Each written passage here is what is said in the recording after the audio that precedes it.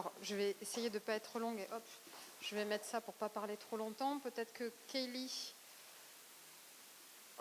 N'oubliez pas, pendant que je parle, et si ça vous intéresse moins, je vais essayer d'être très courte parce qu'on a eu beaucoup d'informations aujourd'hui, de remplir le questionnaire, vous flashez sur votre programme, et c'est important pour nous pour progresser et voir si on a répondu à vos attentes et comment on pourrait répondre sur de prochains événements.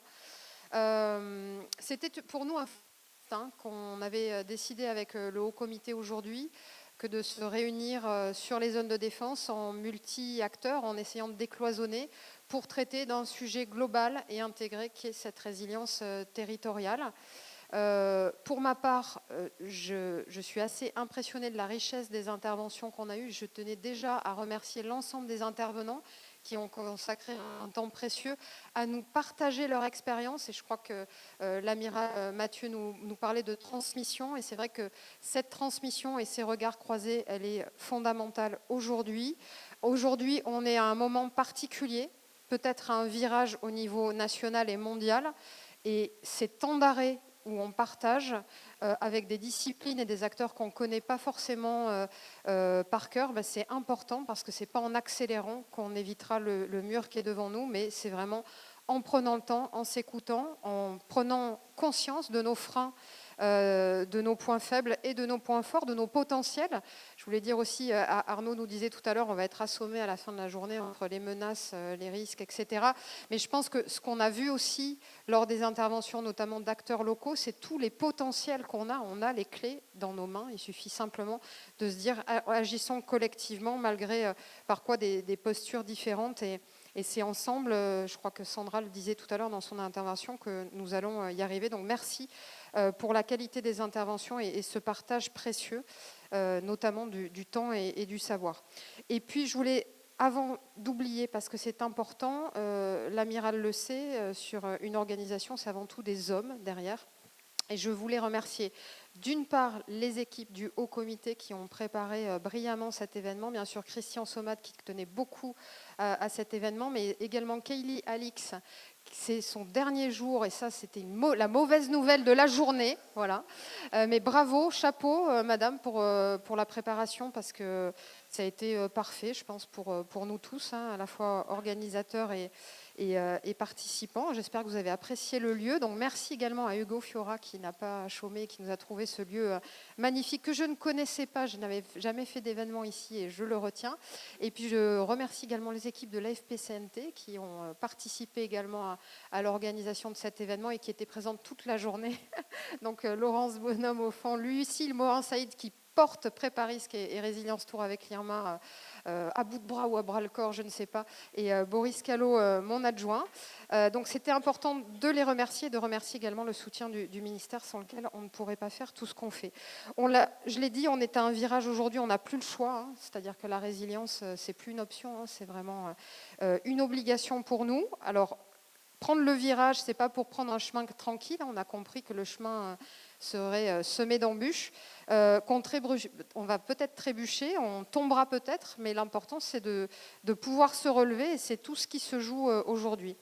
Et je crois que dans tout ce qu'on a vu aujourd'hui, moi j'ai retenu 3 peut-être étapes qu'on connaît tous sur la résilience. C'est déjà, il faut comprendre, connaître et se connaître. Ça c'est peut-être le socle pour nous au niveau des territoires. Et on a peut-être perdu cette connaissance interpersonnelle, cette connaissance interacteur et même cette connaissance de nos territoires. La deuxième étape, c'est agir, passer à l'action en tenant compte de nos spécificités, de nos freins, de nos faiblesses et de nos interdépendances, ce que disait Arnaud, et puis organiser.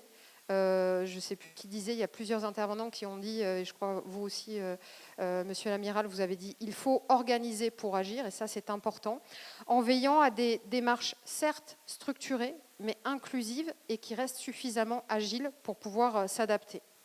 Donc comprendre, j'ai retenu sur cette partie quelques aspects, c'est bien sûr mesurer les enjeux et les conséquences de ce qui est en train de se jouer, bien sûr sur l'évolution des risques majeurs et des menaces, puisqu'on a balayé ces 2 champs, On sait que ça s'intensifie, que ça évolue, qu'il y a des crises complexes. Et Christian nous le disait ce matin, il faut travailler sur des scénarios hors cadre. Oui, c'est peut-être, ça nous paraît aujourd'hui de la science-fiction, mais nous verrons à l'avenir que ça change, parce que ça changera et on les vivra peut-être ces scénarios. Et admettre, je crois Arnaud y est revenu tout à l'heure, qu'on est dans un monde qui a changé. Le monde d'avant a disparu ou est en passe de disparaître et il faut tenir compte de ces évolutions à haut risque au niveau multicomposante, que ce soit économique, social, politique, technologique, Arnaud en parlait tout à l'heure, environnemental, sécuritaire et sanitaire. Ce n'est pas pour ça qu'il faut baisser les bras, mais effectivement, on est dans un contexte très particulier et complexe. Et donc, on ne peut plus avoir de projets individuels et territoriaux sans se tourner vers la résilience, la sobriété et sans doute une certaine forme d'humilité également. Agir, quelqu'un a dit tout à l'heure, c'est avant tout de la volonté politique, et ça c'est important au niveau local, mais également au niveau central. On en parlait là sur les problématiques d'interdépendance des opérateurs, et c'est avant tout se nourrir des expériences passées pour agir aujourd'hui et demain. On a parlé du retour d'expérience, et il faut insister sur ces mises en situation, soit simulées, soit réelles, qui doivent nous nourrir de l'enseignement pour mieux agir. Et pour ça, il faut partager comme aujourd'hui et puis essayer de faire mieux, de faire le mieux qu'on peut avec moins. Parce que vous avez compris qu'on aurait peut-être moins de moyens. En tous les cas, ça se voit et c'est ce qui va nous arriver. Et puis décloisonner l'interservice, hein, ça a été beaucoup dit, mais c'est vrai que pour l'action maintenant, c'est vraiment ça.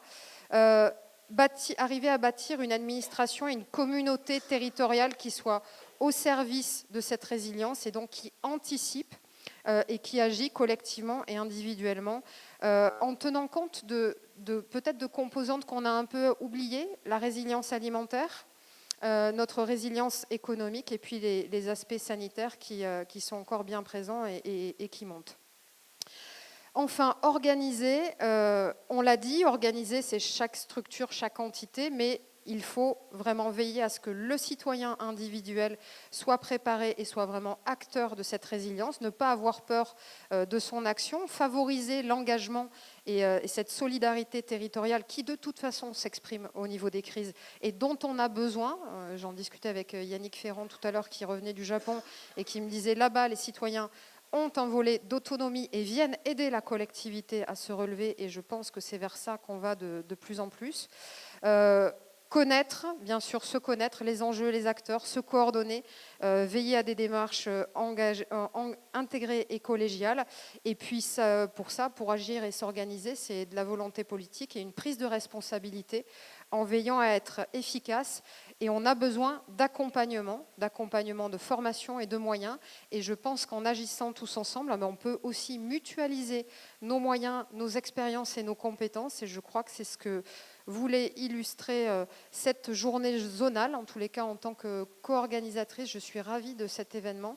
Merci encore à tous. J'espère que ça servira et que ce n'est qu'un point de départ pour travailler ensemble cette résilience. Merci encore Christian.